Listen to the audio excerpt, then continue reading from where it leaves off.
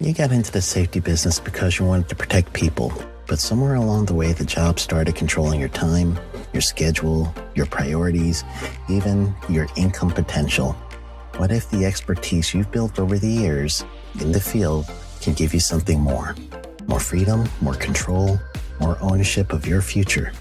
I'm Sheldon Primus, the author of 7 Steps to Starting a Profitable Safety Consulting Business and the host of the Safety Consultant Podcast, with more than 350 episodes helping safety professionals become consultants and grow their career. Consulting changed my life. In fact, I'm a full-time RVer, and one consulting contract paid for my home I live in today. Now, I help safety professionals build their own consulting practice through bi-weekly coaching calls, accountability, and personal guidance. But this program isn't for everyone. Start with the Consultant Readiness Audit at sheldon.coach. What if everything we thought we knew about safety was just interference?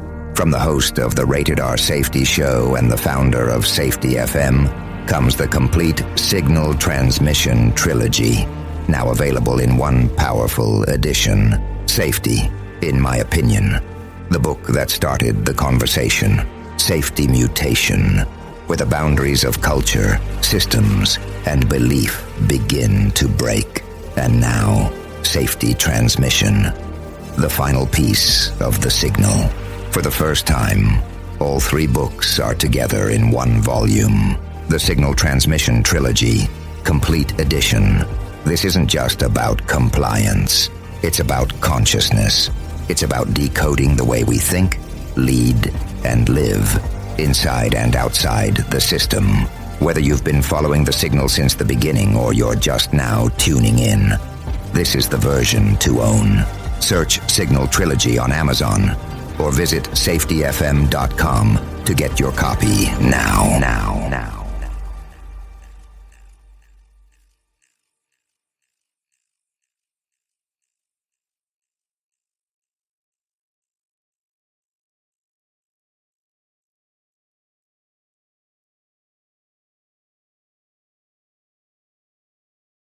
You got into the safety business because you wanted to protect people, but somewhere along the way the job started controlling your time, your schedule, your priorities, even your income potential. What if the expertise you've built over the years in the field can give you something more? More freedom, more control, more ownership of your future. I'm Sheldon Primus, the author of 7 Steps to Starting a Profitable Safety Consulting Business and the host of the Safety Consultant Podcast, with more than 350 episodes helping safety professionals become consultants and grow their career. Consulting changed my life. In fact, I'm a full-time RVer, and one consulting contract paid for my home I live in today. Now, I help safety professionals build their own consulting practice through bi-weekly coaching calls, accountability, and personal guidance. But this program isn't for everyone. Start with the Consultant Readiness Audit at sheldon.coach. What if everything we thought we knew about safety was just interference? From the host of the Rated R Safety Show and the founder of Safety FM comes the complete signal transmission trilogy, now available in one powerful edition. Safety, in my opinion, the book that started the conversation. Safety Mutation, where the boundaries of culture, systems, and belief begin to break. And now, Safety Transmission, the final piece of the signal. For the first time, all 3 books are together in one volume. The Signal Transmission Trilogy, Complete Edition. This isn't just about compliance. It's about consciousness. It's about decoding the way we think, lead, and live, inside and outside the system. Whether you've been following the signal since the beginning or you're just now tuning in, this is the version to own. Search Signal Trilogy on Amazon or visit safetyfm.com to get your copy now.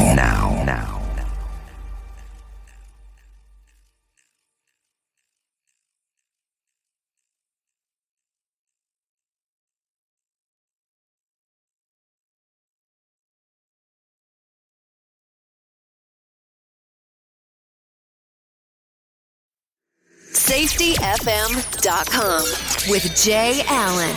Changing safety cultures, one broadcast and one podcast at a time.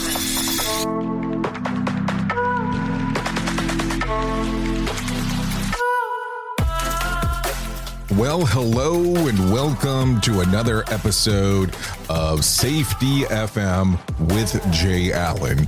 I hope everything is good and grand inside of your neck of the woods as we are coming to you on this lovely April the 16th, which is a Tuesday, and also known as the day after tax day for 2024. So hopefully you got all those taxes filed away if you're here in the U.S. If not, well, hopefully you had enough time to file an extension, but we'll leave that here nor there in regards of what's going on. Anyways, we are coming to you from downtown Chicago because that's what we have going on this week.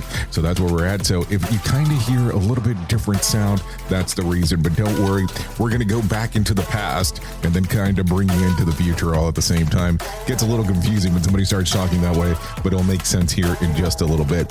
So today's plan is we're going to go back to one of the presentations that was done at the Global Innovation Safety Summit. Matter of fact, no, the Global Safety Innovation Summit. That's the proper way of saying that occurred in Wollongong back in Australia back in the month of February. I can't believe that we're in April. It almost already seems like an eternity since I was actually down in Australia. But today we're going to sit back and we're going to take a listen to a presentation by Ben Hutchinson. He is a rail safety leader. Also, he is a PhD candidate and had a great presentation that was done while in Wollongong. What I would love for you to do is sit back, relax today, and take a listen to Ben Hutchinson as he speaks at what exactly was going down in Wollongong during his presentation. Take a listen to it here today on Safety FM with Jay Allen. Sit back, relax. Here we go. So today I'm going to be talking about the way that our systems in organisations, it's not just safety systems, it's not just safety management systems, it's really all the social systems we have in place too. Sometimes they can actually work against us and increase our risk, exposure to risk, rather than helping us to manage and navigate the uncertainties of risk. I'll be picking on audits in particular, but it doesn't just apply to audits. And you know what's really interesting actually is HOP isn't immune to these sorts of, like the philosophies of HOP aren't immune to these sorts of sociotechnical factors that can increase our risk. For other reasons that I won't explain, I think sort of the HOP philosophies probably are better calibrated to navigating these sorts of issues. But just keep that in mind that it sort of applies across the board. And I'll be presenting a couple of papers that I've published with the co-authors around audits and how they contribute to this false sense of safety. So I want to start with a couple of stories. I think stories usually start pretty good when they're accidents. Unfortunately, these are written in blood. But I think there's some things that we can extract from them. And these two in particular, so Piper Alpha was mentioned, I think, by Dave the other day. And we have SO Longford, a gas plant in Victoria, down the bottom. What I found striking about these two events, but there's so many of these, unfortunately there's so many, is that prior to the disasters occurring, there was glowing reports around the functionality of the safety systems. So audits were praising the performance. You can see down the bottom that the SO's operating management system was based on the best practice, international knowledge. It was well understood, it was well known, it was well functioning. We're going to come back to those two examples a little bit later on. Something that I think is critical, it's one factor amongst many, but I think it's really critical to understand how this sort of false sense of safety can develop, is that we don't actually create patterns of action. We don't create routines. What we create are artefacts. Now, artefacts they're written things, they could be art, they could be clothing. Artefacts are products of humans. In the safety world, we love written artefacts. What we actually intend to do is, if you take confined spaces, for instance, we might tweak the standard, we might tweak a confined space permit. What we actually intended, though, was to change the work that people do, the routines of confined space entry and confined space work. What we end up creating is an artefact of it, an abstract representation of that work. And this one helps to explain why we can become decoupled or disconnected from the things that we're trying to manage. Is because we come to take the artifact as the work itself. It's really easy to sort of conflate the two, but they're not the same thing. We can tweak a whole lot of artifacts, a whole lot of documents, and still not really directly change the work that people do out in the field. So I think it's important to realise that, we create artifacts rather than the routines. And as we know, the routines in practice, the things that people actually do, often do differ from what the designers of the artifact intended. And this could be us. This could be workers themselves that create artifacts and representations of their work that's still different to how they intended to perform the work. So improvisation and variability is inherent in almost everything that we do, for better or worse. I think a useful example came out of the San Bruno pipeline explosion. So Jan Hayes and Andrew Hopkins discussed this in some papers in a book.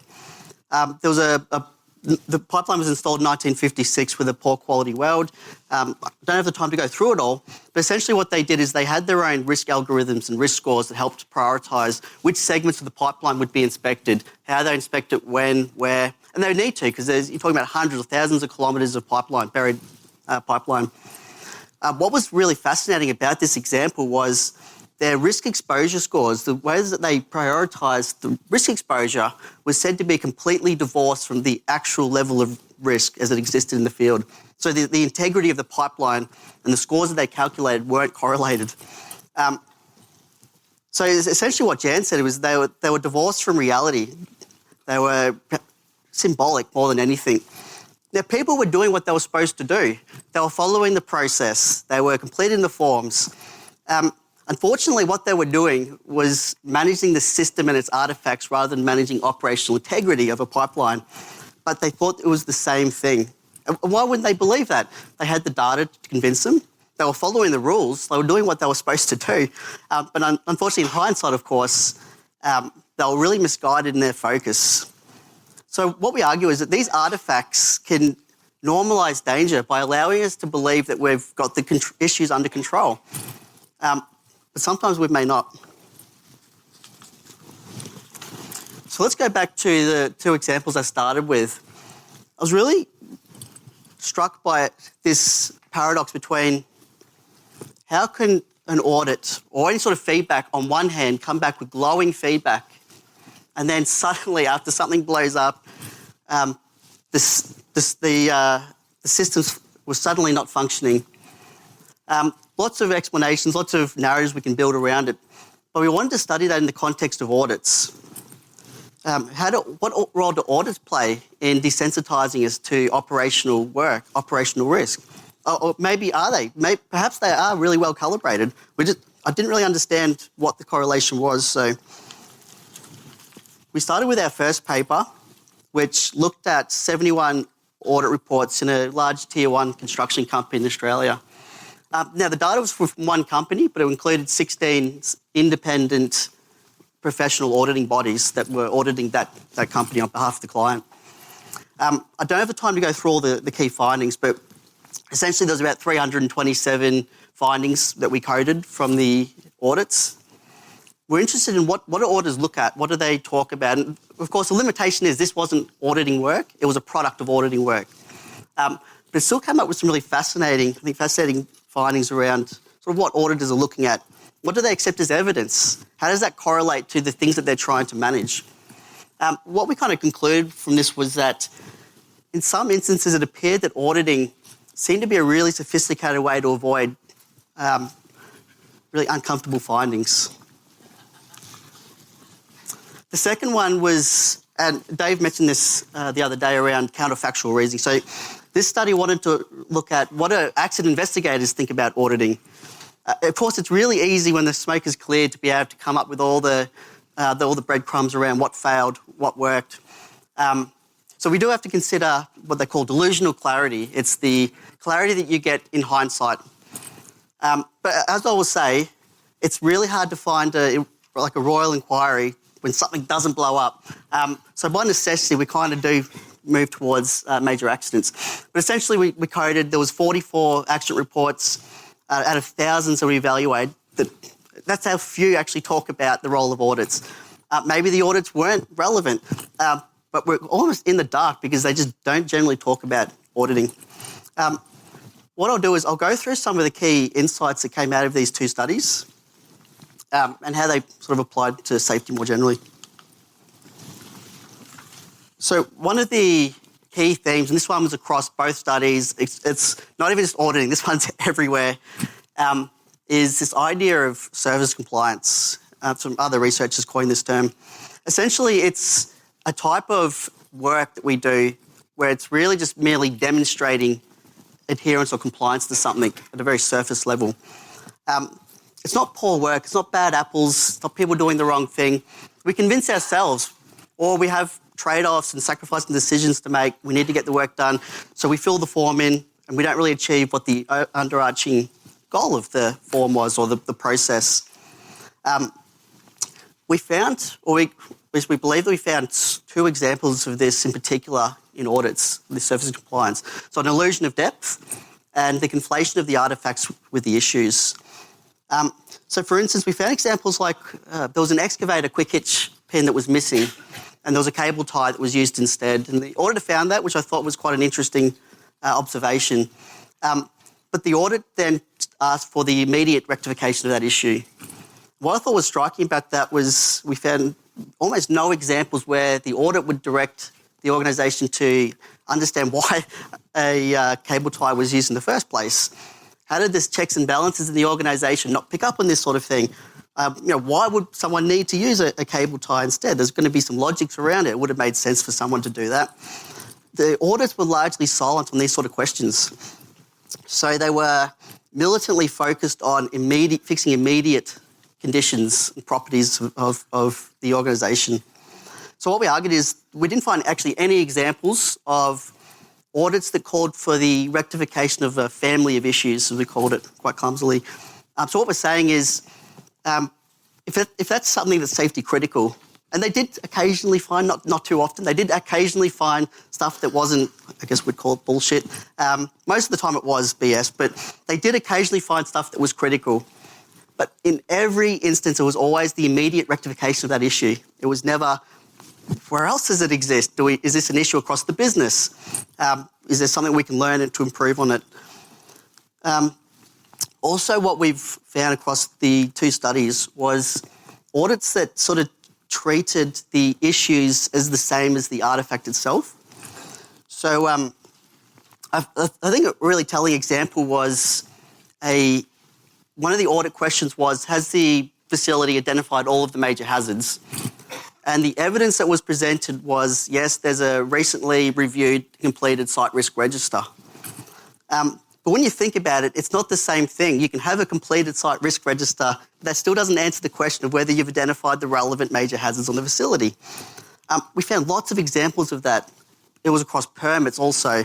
There was also an example where the audit was asking for, I can't remember what process it was, but is there a process that exists for this activity? Is it understood? Is it effective? And the evidence was, yes, there was a process flow chart observed on a notice board. I thought, again, it's not evidence that the process is understood, it exists in reality, it's actual routine that people would perform, and we don't know if it actually works. Having a flow chart on a notice board doesn't actually indicate that the process itself is functional. The general assumption, of course, is that changing an artefact somehow connects with the work. I think it's a fair assumption to have for us to work like that, but we really need to validate whether that's the reality. Another one was this lack of connection between requirements and specifications. So just really quickly, a requirement can be seen as the overarching goal of something, and the specifications are all the individual ways we achieve that requirement. So if we take a mine ventilation plan, or if we take an emergency management plan, the requirements of an emergency management plan is to manage emergencies. The specifications are all the individual ways that we try and achieve that goal. What we found with audits and everywhere else, this isn't just for audits, but there's a whole lot of stuff. I think Dave and Drew put this nicely with, there's a lot of safety work involved with specifications that don't necessarily help us get better at the requirements. So at Pike River, the New Zealand mining disaster, they had a ventilation management plan. So I got the risk assessments via Freedom of Information Act. And and sort of evaluated what was the risk assessment telling us, or telling the people who were completing it. And in the ventilation management plan, it seemed really thorough. It all seemed sciencey. It seemed like it was based on the best sort of knowledge around mining ventilation. And people would have believed that to be the case. What I found really fascinating about the risk assessment was it had a whole bunch of reds on it. And the goal generally, this was described in the Royal Commission, was to get the reds into the green. Now, it wasn't supposed to be like a tick and flick, that people would generally believe that they were doing the right thing. But what was really telling, I think, was the reds were downgraded to greens, okay? But those controls, or some of those controls, just didn't exist in reality. It was a fantasy document. It made people feel really comfortable. It allayed our subjective concerns. We felt like we completed the issue, like it allowed work to progress, but it just didn't reflect reality. The controls, some of them just didn't exist either at all, or they didn't exist the way that artefact assumed that they would. We found the same with audits. Audits seem to focus a lot on all this minor stuff. Signatures, templates, version numbers, spelling. We found examples of them pointing out spelling at a hazardous facility. I don't know if we have any, I probably should have checked. I don't know if we have any auditors here. Hey, I love you guys. But I don't know what it is about first aid kits and fire extinguishers. It's like the birthday every day for auditors. They love them. They absolutely love them. So even when auditors did get out in the field, and look, I know you'll say they're limited by time. We're exploring that factor right now with an interview study with auditors, but even when they go out into the field, they understand the operational work is almost always on surface level stuff. Signage, without really understanding what the purpose of the signage is, it's never discussed. So anyway, I think I'm digressing. One example that I really liked actually was, I'm running short on time, was a site inspection schedule was identified. So essentially the site wasn't completing the site inspections that they said they were going to complete. And I thought this was really interesting, was the recommendation from the audit was to update the site inspection schedule. I was thinking, the fix for a process that isn't getting used is to update the process that isn't getting used. I was like, what the? So it's focusing on the artefact in the assumption that that's focusing on the lack of inspections, but it's not the same thing.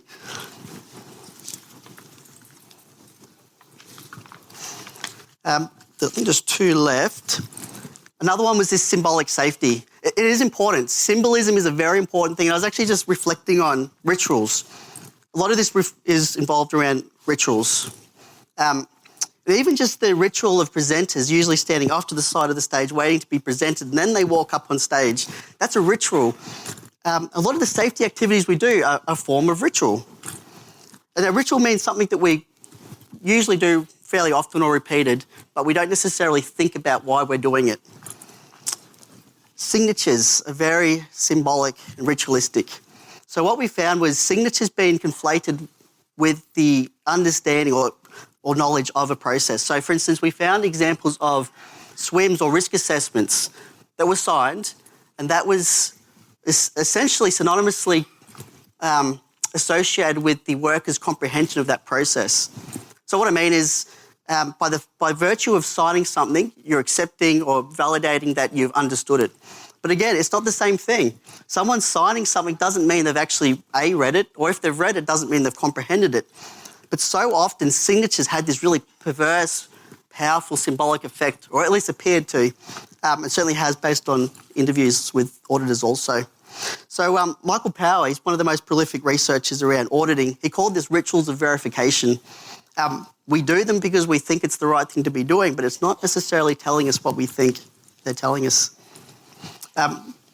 They're very much, I think I would call them quite rightly, fantasy documents. And this is the last one. One of the key insights that I think came out of it. So a lot of audits underestimated or misrepresented certain hazards, like in the process industries, like combustible dust was seen as food safety issues and things like that. A lot of little examples like that. You'd probably expect that to a degree. What I thought was really fascinating was this idea we coined called failing silent. So we have a process and we expect if it doesn't work, we'll get some sort of intel that it's not working. We talk about amplifying weak signals or being early warning signs of impending disaster. So we wanted to explore, do audits function as amplifiers of weak signals? What was really fascinating was we found a lot of examples where audits don't seem to identify the issues in advance, and B, and I think more importantly, is they don't provide any really tangible, obvious feedback that they're not functioning as expected. So what I mean is if you ask a sample of leaders what they think an audit's doing, I think some will say, checking compliance, but it's checking the effectiveness of systems. They're certainly checking that things are there. They're not really checking that the things actually work as intended. So we called it failing silent. And what is even more, I think, perverse and dangerous about this failing silent is some processes don't just fail silent in the fact that they don't give you any feedback. We saw examples where the audits actually give you unwarranted praise about how well the system's functioning, even though it's not in some very critical ways. It was also observed at Piper Alpha with the permit to work system. The absence of bad news by default indicated that nothing was wrong. But it just wasn't providing the feedback that they thought that they would have needed for managing critical work. So I think about 50 seconds. I hope that was interesting. There's a lot more. I had to skip out a lot of the findings. But these things are found everywhere. What I really want to get people to think about is the ritualistic nature of what we do, the symbolism about using a form, performing a practice. Again, artifacts and these activities aren't just physical things. They're informal, discussions, engagements. They apply equally to a learning team or a one-on-one engagement with someone as they do to a written permit. Have a little bit of time, I think, if we got questions. Thanks, Ben. Thank you.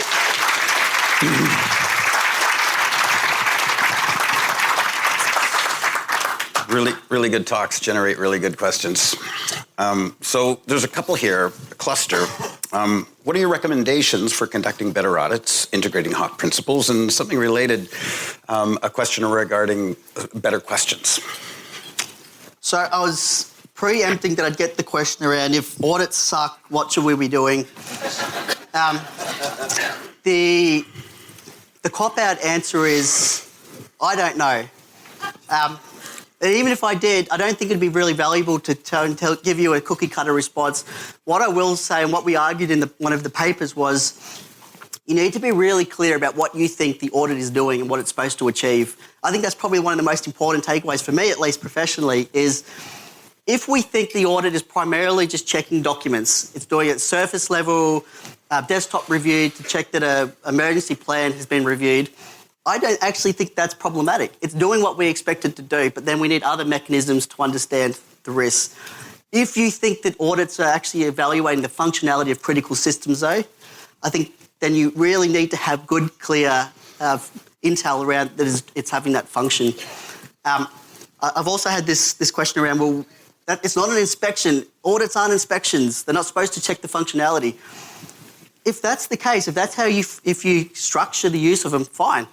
But when we went to the source of these audits, we looked at what they said they were supposed to be achieving. Almost always they said compliance and the functionality, the effectiveness. Almost always they said effectiveness. And that's where we call BS, right? Is that they're possibly not doing that.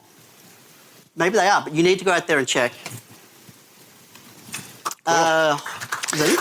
Yeah, we got one more. One that's quite interesting to me, a question about the pressures that people have to push those watermelon metrics up. What would you say about that? You mean like the completion of audits? Green on the outside, red on the inside. The company can only really handle good news. So, yeah, I'm not the biggest supporter of traffic lights and those sort of systems. I think it's so easy to game. In fact, it does have a purpose. It is very symbolic. It's an easy way to convey a message. The problem is it's just so easy to game. You can pretty much sell any message you want using those sort of metrics. I don't think I haven't systematically studied the use of traffic lights in audits. I think there's probably more room for harm than there is good. I think what's more useful is understanding whether the audit itself is functioning. So there's this idea around quantitative metrics. Every quantitative metric should be coupled with a qualitative, the narrative, the description of what it actually means. I think it's the same with audits. If you are going to use traffic lights, you have to have some sort of narrative around what it means, what your assumptions are, and what you don't know. And there's a lot of stuff we don't know. So the audit needs to be very clear that it only looked at a desktop analysis of this many people. We didn't observe practices. And sorry, that's something I really didn't cover, what I should have, is that audits are systematically decoupled from work. They don't really assess work all that well. But what they do instead is talk about products of work. They talk about, instead of talking about work at height, they talk about a work at height permit or work at height standard. Instead of talking about vehicle movements, which is critical. The audit is talking about people being killed by vehicles. They talk about vehicle movement plans instead, completely decoupled from work. If that's what your assumption is, that's fine. But I think if you ask the leadership team what you think audits are doing, they're probably going to say, isn't it testing the effectiveness of our not killing people? They're not doing that.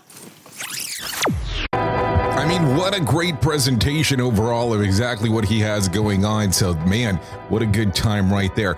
So if you are here in North America, I'm going to tell you here in the next couple of weeks, I will be going up to Energy Safety Canada, that they'll be having their event in Banff. Would love to see you there. We're going to do some live broadcasts while we're there. If you want to come by, we'll be hanging out inside of there where you can take a listen to what we have going on. We'll be doing something similar to as we are doing at the Global Safety Innovation Summit, where we'll be actually broadcasting live and then doing some drops directly afterwards. Love to see you there down at Energy Safety Canada up in Banff. So see you then.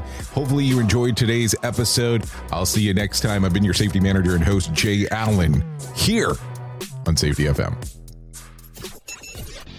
The views and opinions expressed on this podcast are those of the host and its guest and do not necessarily reflect the official policy or position of the company. Examples of analysis discussed within this podcast are only examples. They should not be utilized in the real world as the only solution available, as they are based only on very limited and dated open source information. Assumptions made within this analysis are not reflective of the position of the company.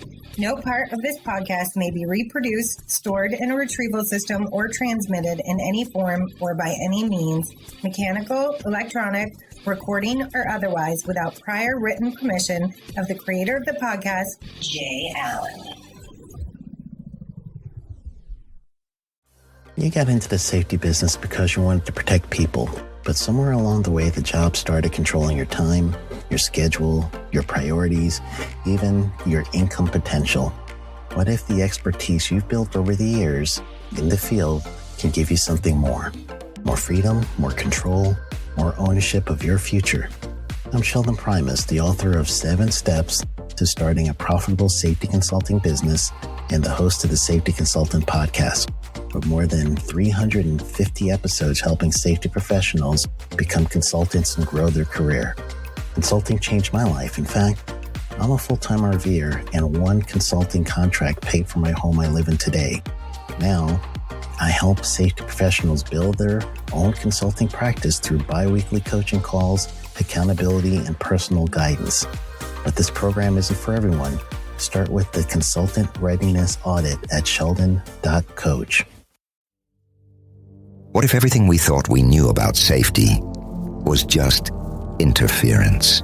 From the host of the Rated R Safety Show and the founder of Safety FM comes the complete signal transmission trilogy, now available in one powerful edition. Safety, in my opinion, the book that started the conversation. Safety Mutation, where the boundaries of culture, systems, and belief begin to break. And now, Safety Transmission, the final piece of the signal. For the first time, all 3 books are together in one volume.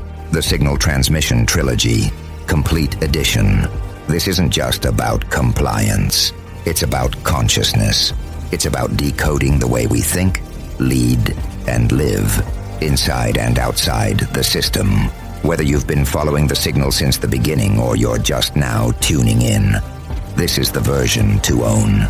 Search Signal Trilogy on Amazon or visit safetyfm.com to get your copy now.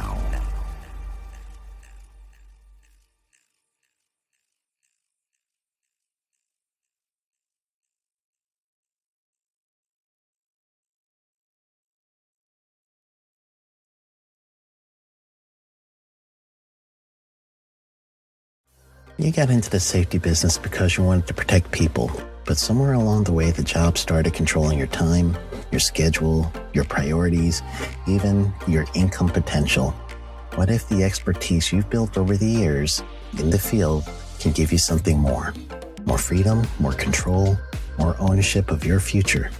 I'm Sheldon Primus, the author of 7 Steps to Starting a Profitable Safety Consulting Business and the host of the Safety Consultant Podcast, with more than 350 episodes helping safety professionals become consultants and grow their career. Consulting changed my life. In fact, I'm a full-time RVer, and one consulting contract paid for my home I live in today. Now, I help safety professionals build their own consulting practice through bi-weekly coaching calls, accountability, and personal guidance. But this program isn't for everyone. Start with the Consultant Readiness Audit at sheldon.coach.